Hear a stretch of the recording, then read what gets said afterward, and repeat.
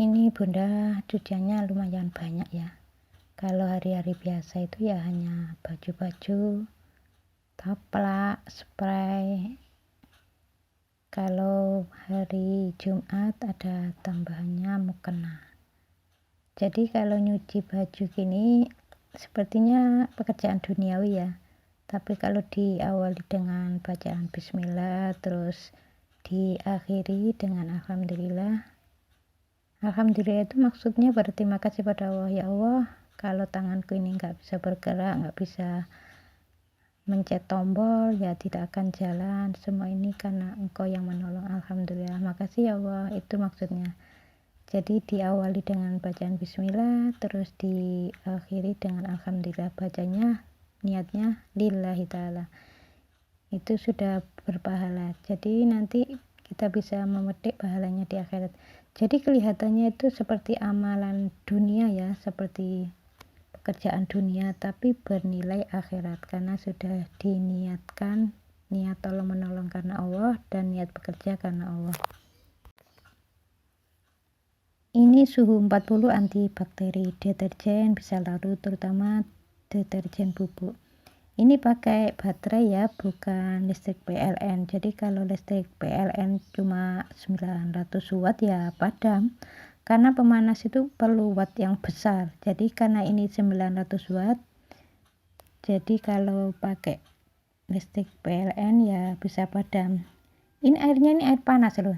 Jadi karena pemanas itu kan perlu watt yang besar ya, minimal 2200 watt. Kalau di Probolinggo itu 2200 watt ya bisa, tapi kalau yang di Malang ini 900 watt, ini pakai panel surya. Pakai panel surya itu 5500 watt, jadi ya bisa.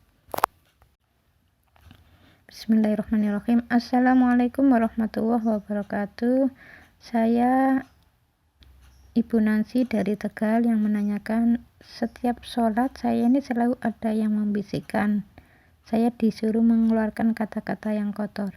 Saya jadi takut dan sholatnya jadi nggak khusyuk. Apa solusinya? Sebenarnya kasus seperti Ibu Nancy ini banyak ya yang terjadi pada saudara-saudara kita yang lain.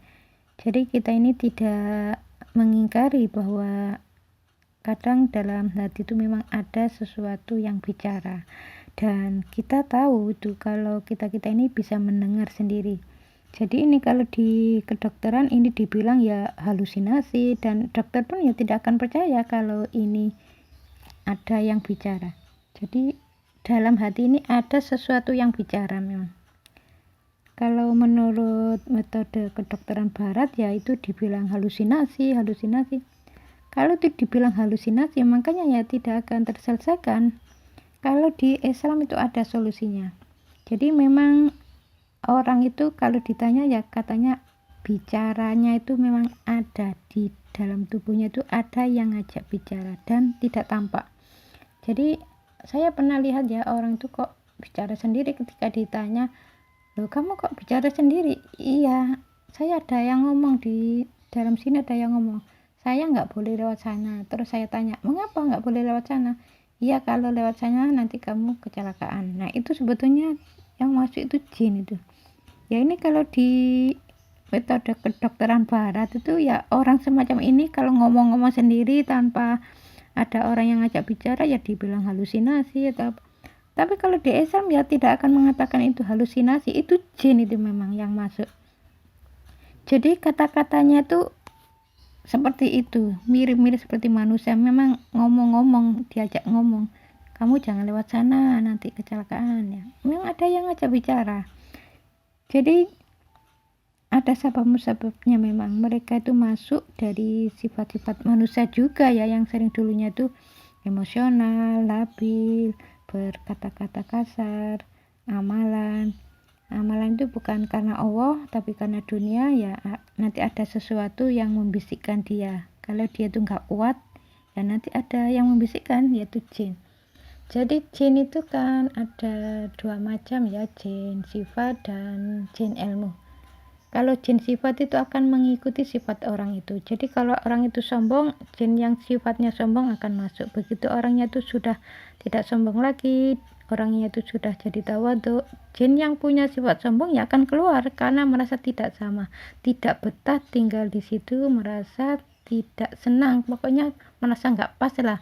Ini sifatnya ini dulu sombong, dimasuki jinnya sombong, sekarang kan tawadhu, ya keluar jinnya. Dulu orangnya ini kata-katanya kasar, sekarang tidak lagi kata-katanya kasar, jin yang sifatnya itu kata-katanya kasar keluar. Jadi jin itu keluar bukan karena dibacakan surat tertentu, tapi karena memperbaiki akhlak. Jadi kalau jin itu masuk ke tubuh orang yang dengki, selama orang itu dengki, kalau orang itu sudah tidak dengki lagi, ya jin yang punya sifat dengki itu ya akan keluar. Begitu seterusnya. Kalau jin ilmu, kalau dulu baca Quran niatnya bukan karena Allah, jin itu akan masuk. Namanya dapat ilmu. Ilmu apa? Ilmu musik. Kalau orang itu baca Quran niatnya bukan karena Allah, akan dapat ilmu, yaitu ilmu musik. Jin itu akan masuk. Begitu orangnya itu sudah taubat mohon ampun pada Allah. Kalau baca Quran yang dulu niatnya bukan karena Allah, sekarang dirubah jadi niatnya lillahi ta'ala, bukan untuk duniawi. Ya jin yang sifatnya itu mengikuti orang itu, yang dulu baca Quran niatnya bukan karena Allah, kan jin ilmu masuk. Setelah orang itu baca Quran niatnya karena Allah, jin ilmu ya akan keluar tanpa dibacakan surat tertentu. Jadi yang namanya doa itu ya tetap ada. Setelah orang itu bertobat mohon ampun pada Allah, berjanji akan memperbaiki akhlak, tidak emosi lagi misalnya. Terus setelah itu ya dibuktikan tidak emosi, jin itu akan keluar. Tetap harus ada yang namanya doa ya. Ya Allah, jika selama ini aku sering emosi, jika itu salah dan dosa di hadapanmu, ampuni dosa-dosaku. Dan keluarkanlah jin sifat yang sama sifatnya denganku. Keluarkanlah jin sifat yang ada di dalam tubuhku yang sifatnya sama denganku. Setelah orang itu memperbaiki akhlak, kan sifatnya sudah jadi nggak sama ya. Karena nggak sama, ya akhirnya jin itu yang merasa nggak betah di situ.